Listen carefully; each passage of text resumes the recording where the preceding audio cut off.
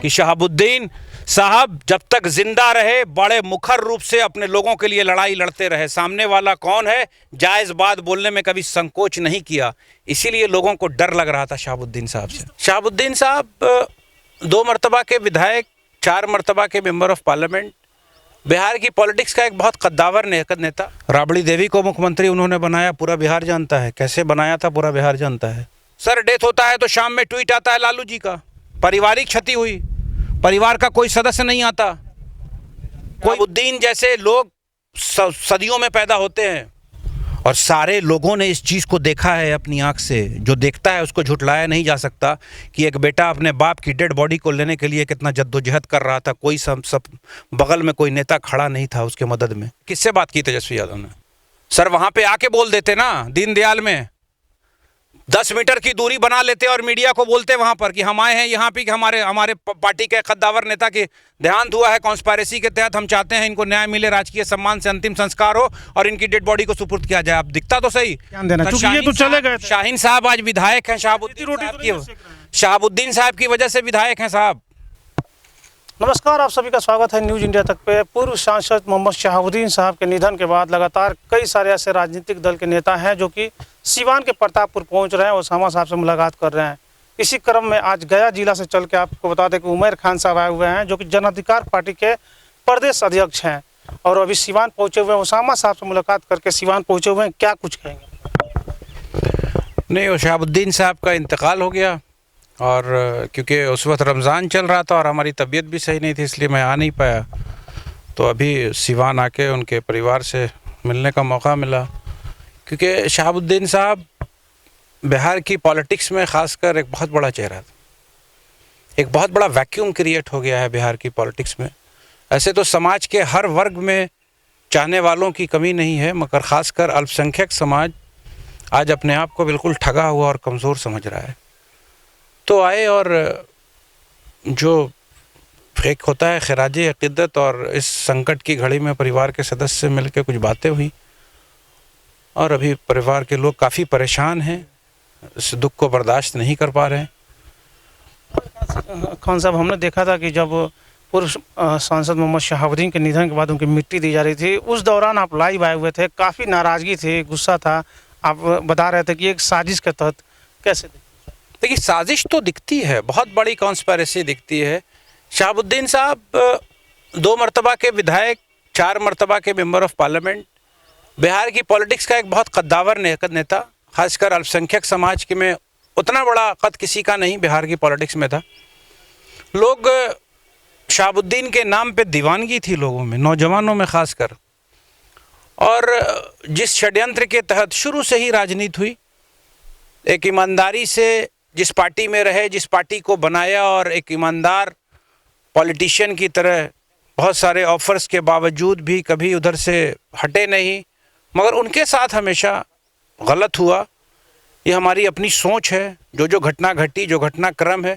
इसलिए मैं हमेशा मुखर रूप से उस बात को रखता हूँ कि एक तरफा मोहब्बत करने से कोई फ़ायदा नहीं है। वो एक तरफा मोहब्बत थी शहाबुद्दीन साहब की, एक पॉलिटिकल पार्टी और एक पर्टिकुलर परिवार को सशक्त बनाने के लिए, जिसका जो उनको जो सिला मिला वो बहुत बुरा है। तरफा मोहब्बत की बात कर रहे हैं, क्या राजद परिवार जिस तरह शहाबुद्दीन साहब राजद परिवार को चाहते थे, उस तरह से राजद जो लालू जी का परिवार है क्या नहीं चाहता? क्या सर, अगर परिवार चाहता तो 21 तारीख से दीनदयाल अस्पताल में जहाँ किसी तरह की कोई व्यवस्था नहीं, वहाँ डाल दिया गया। लालू जी का पूरा परिवार दिल्ली में था, उनके तमाम राज्यसभा के मेंबर सब लोग दिल्ली में थे। कभी आप मीडिया वालों ने कभी किसी की एकाक की फ़ोटो क्लिपिंग कहीं पे देखी? कभी कोई डिमांड किया उन्होंने पब्लिक डोमेन में मीडिया के सामने आके डिमांड किया कि हमारे पार्टी के नेता के साथ दुर्व्यवहार हो रहा है, उनकी इलाज सही से नहीं की जा रही है, उनको एम्स में व्यवस्था कराया जाए? नहीं। जब उनकी मृत्यु हो जाती है, मृत्यु कब होती है? 28 तारीख को दिल्ली हाई कोर्ट में उनके बेटा जाते हैं, उनके वकील जाते हैं कि यहाँ पे बेहतर व्यवस्था नहीं है, मुझे शंका है कॉन्स्पायरेसी की। तो हाई कोर्ट से आता है कि दिन में 2 मरतबा परिवार के लोगों से बात कराया जाए, सीनियर डॉक्टर से सुबह शाम उनकी मॉनिटरिंग कराया जाए, उनका मेडिकल बुलेटिन दिया जाए। जब हाई कोर्ट का ऑर्डर आता है तो उसके दूसरे ही दिन रात में वेंटिलेटर पर चले जाते शहाबुद्दीन साहब, किसी ने आवाज़ नहीं उठाई। अफसोस तो इस बात का है, बहुत सारे लोगों को मैं जानता हूँ बिहार में जिनको उन्होंने नेता बनाया, जो आज बहुत सारी पार्टी में विधायक बने बैठे हैं, किसी की ज़ुबान नहीं हिली डिमांड करने के लिए कि उनकी बेहतर इलाज होना चाहिए। किसी की ज़ुबान नहीं हिली कि जब उस इंसान की मौत हो जाती है, उनका बेटा, एक नौजवान बेटा अपने लोगों के साथ खड़ा 3 दिन तक रमज़ान के महीने में इस तपिश में, इस कोरोना काल में अकेला लड़ता रहा जेल प्रशासन से और अस्पताल के लोगों से। कभी कुछ कहा जा रहा है, कभी कुछ कहा जा रहा है। पोस्टमार्टम हुआ, कभी देखा उस पार्टी के किसी लीडर को वहाँ पे खड़े हुए? उमर खान साहब जी, पार्टी के और लीडरों की बात छोड़ दिया अगर, तो तेजस्वी को तो खास करके, क्योंकि कहा यह जाता है कि जब मुश्किल वक्त में लालू परिवार था उस समय राबड़ी देवी को मुख्यमंत्री बनाने में शहाबुद्दीन साहब की महत्वपूर्ण भूमिका रही थी। ये भी बातें सुनने को मिलती है। तो ऐसे परिस्थिति में कम से कम तेजस्वी यादव को तो खड़ा होना ही था, बिल्कुल खड़े नहीं हुए। मैंने तो बोला एक तरफा मोहब्बत थी। राबड़ी देवी को मुख्यमंत्री उन्होंने बनाया, पूरा बिहार जानता है। कैसे बनाया था पूरा बिहार जानता है। अभी जो बड़े भाई और छोटे भाई का गठबंधन हुआ था, शहाबुद्दीन साहब सीवान के जेल में थे और शहाबुद्दीन साहब की फ़ैन फॉलोइंग और उनके कहने पर जितना अपार बहुमत से सरकार बनी थी, जब शहाबुद्दीन साहब को तिहाड़ भेजा जा रहा था तो सरकार किसकी थी? सर 80 पेज का एफिडेविट सरकार ने करके दिया था कि शहाबुद्दीन को बाहर रहने से लॉ एंड ऑर्डर का प्रॉब्लम है। साजिश तो वहीं से शुरू थी कि बिहार से दिल्ली भेजा। मानते हैं कि तेजस्वी यादव भी साजिश में शामिल है शुरू से लेकर अंत तक, क्योंकि सरकार में थे तो उप मुख्यमंत्री थे तेजस्वी यादव। चेहरा क्यों नहीं दिखाते सर? अपनी बात क्यों नहीं रखते? नेता का तो काम होता है कि पब्लिक डोमेन में आके अपनी बात को मुखर रूप से रखें। सर डेथ होता है तो शाम में ट्वीट आता है लालू जी का, पारिवारिक क्षति हुई, परिवार का कोई सदस्य नहीं आता, कोई किसी का कोई वो नहीं आता। उसके बाद जो उनके शुभचिंतक हैं वो अलग अलग लेख लिखते हैं सोशल मीडिया पर शहाबुद्दीन साहब के बारे में। किसके पेज से क्या चलता है वो हम लोगों को भी पता चल रहा है। कौन आदमी क्या करना चाह रहा है, उनके कैरेक्टर को असैसिनेट करके। शहाबुद्दीन जैसे लोग सदियों में पैदा होते हैं जिनका इतना बेहतर विजन था, सिर्फ सिवान के लिए नहीं, पूरे बिहार के लिए, सिवान के एजुकेशन के लिए, सिवान के हेल्थ सिस्टम के लिए, सिवान के इंडोर स्टेडियम बनाया इन्होंने स्पोर्ट्स के लिए, यहाँ के बच्चों की पढ़ाई के लिए, प्रोफेशनल इंस्टीट्यूट्स खोलने के लिए। कभी किसी ने हाइप किया? किसी नेताओं ने, उनके पार्टी के नेताओं ने शहाबुद्दीन साहब की अच्छाइयों को बयान किया कभी पब्लिक डोमेन में? सिर्फ शहाबुद्दीन साहब को मिसयूज़ किया।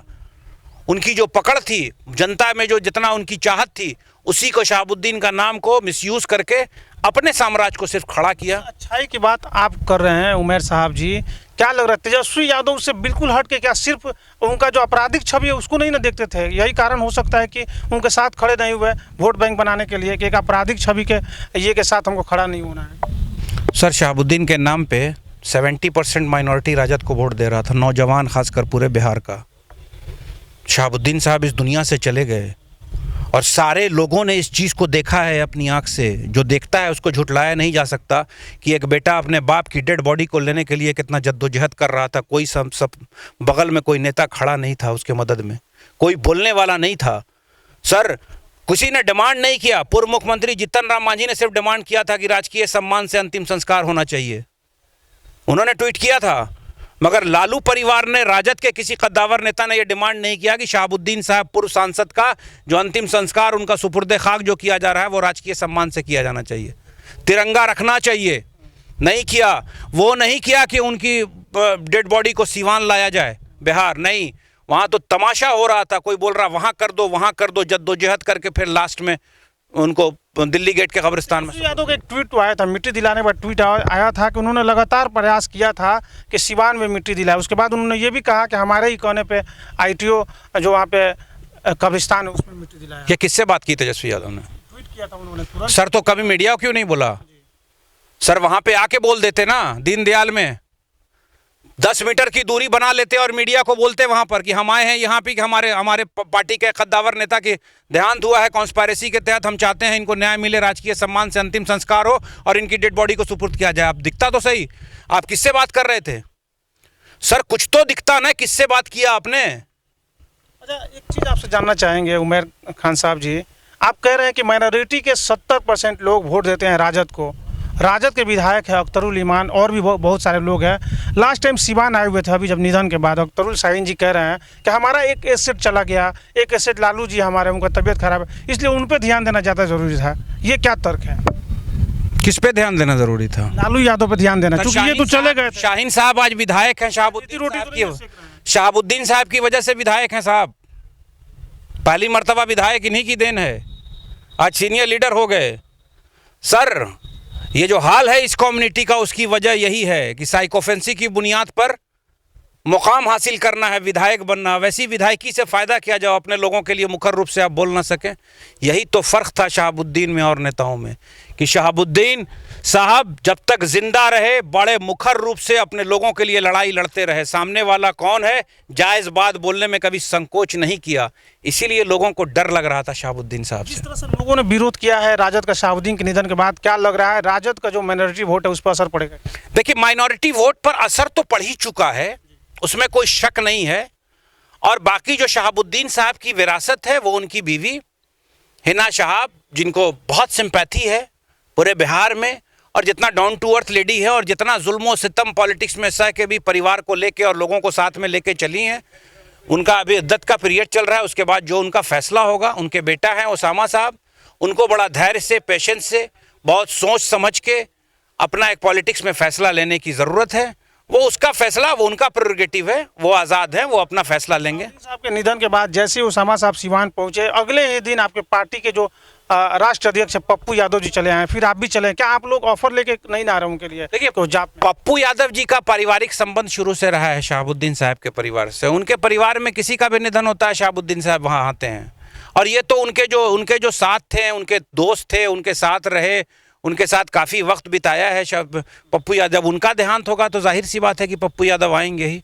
और पप्पू यादव आए, परिवार के सदस्य मिले, और यही तो बोला कि जिस आदमी ने ईमानदारी से एक परिवार को सशक्त बनाने में अपनी पूरी जान लगा दी, उस आदमी को न्याय नहीं मिला, उस परिवार को न्याय नहीं मिला। यही तो बोला पप्पू यादव ने।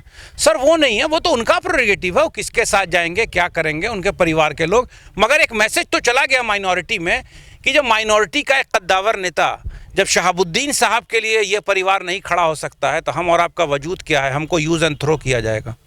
तो विचार तो करने का। बाकी के जो नेता हैं अल्पसंख्यक, उनको तो इस चीज़ को समझना चाहिए कि जब इतने कद्दावर नेता को साथ ये लोग खड़े नहीं हुए हैं, तो बाकी लोगों की क्या स्थिति होगी, तो सोचना चाहिए। सर ये जो नेता हैं ये सेल्फ सेंटर्ड हैं, ये सिर्फ विधायक बन गए बस।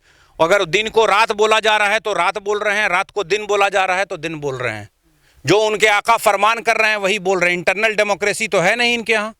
ये लोग डरे सहमे हैं अपनी कुर्सी। विधायकों को जनता क्यों वोट करे, आप थोड़ा जनता को बताएं ना। ऐसे विधायकों को जनता वोट नहीं करेगी। अभी उनके बहुत सीनियर लीडर ने अपने फेसबुक पेज पे लगाया था बड़ी सहानुभूति 3 दिन के बाद। उसका कमेंट आप देख लीजिएगा, 99% जनता ने क्या जवाब दिया उनको। सर जनता भी समझ रही है, ऐसे क्रॉस रोड पर खड़ी है, खासकर माइनॉरिटी के लोग, वो भी विचार करने पर ऐसा कर सकता है ये लोग, तो हमारी और आपकी क्या वजूद है जिंदाबाद करने वालों की। तो विचार किया जा रहा है। बहुत सारे लोग, बिहार के हर जगह, हर जिला में इस चीज़ पर चर्चा हो रही है। और ये कोरोना और लॉकडाउन की वजह से कोई अमली जामा नहीं पहना पा रहे हैं हम लोग। बाकी ये परिवार के पास तो हर पार्टी के लोग मिलने आ रहे हैं, तो सहानुभूति। मोहम्मद शहाबुद्दीन जी जो थे, उनके सबसे करीबी अगर राजद के बाद कोई नेता था तो पप्पू यादव थे, जन अधिकार पार्टी। ऐसे में क्या माना जाए कि अगर मैडम कोई निर्णय लेती हैं तो जन अधिकार पार्टी की तरफ भी रुख कर सकती है? देखिए, एक बात मैं बताता हूँ, हम और मेरी पूरी पार्टी शहाबुद्दीन साहब के परिवार के साथ उनकी हर लड़ाई में साथ खड़ी है, बिल्कुल सही से। अगर उनका जो भी बेहतर फैसला होगा हम लोग बिल्कुल उसका वेलकम करने के लिए तैयार हैं। मगर वो उनके ऊपर है। वो अपने बिहार की पॉलिटिक्स में, इतना पुराना पॉलिटिकल परिवार है, बिहार में सारे लोग जानते हैं। उनकी बीवी खुद पॉलिटिक्स कर रही हैं, उनके बच्चे हैं, तो उनको फैसला लेना है। उनके जो लोग हैं उनको फैसला लेना है। सिवान के लोगों से मशवरा करें, बिहार के लोगों से मशवरा करें, उनको फैसला करना है कौन ऐसी पार्टी है या कौन ऐसा पॉलिटिकल आउटफिट है जो नहीं चाहता है कि भैया ऐसे लोग उसके साथ आ जाएं। सब लोग चाह रहे होंगे। तो हम लोगों का एक संबंध है और पप्पू यादव जी का पुराना संबंध है, इसलिए जब भी इस परिवार के साथ कोई घटना घटती है वो हमेशा आते हैं। बिल्कुल खड़े रहेंगे हर तरह से। उमर खान साहब जो थे, जो कि गया से सिवान आज पहुंचे हुए हैं, प्रतापपुर गए थे जहां पे उसामा से मुलाकात हुई, बड़ी बेबाकी से जवाब दे रहे हैं कि कहीं ना कहीं पूर्व सांसद शहाबुद्दीन के साथ जो घटना घटी उसमें कहीं ना कहीं इनका कहना है कि तेजस्वी यादव भी उतने ही जिम्मेदार है, क्योंकि तेजस्वी यादव को चाहिए था कि शहाबुद्दीन साहब पार्टी कद्दावर नेता थे तो उनके साथ खड़े हो और खुद इलाज करवाए, लेकिन जिस तरह उसको नहीं आए, कहीं ना कहीं जो अल्पसंख्यक समाज के लोग हैं उनकी भी नाराजगी बड़ी है। बने रहिए न्यूज़ इंडिया।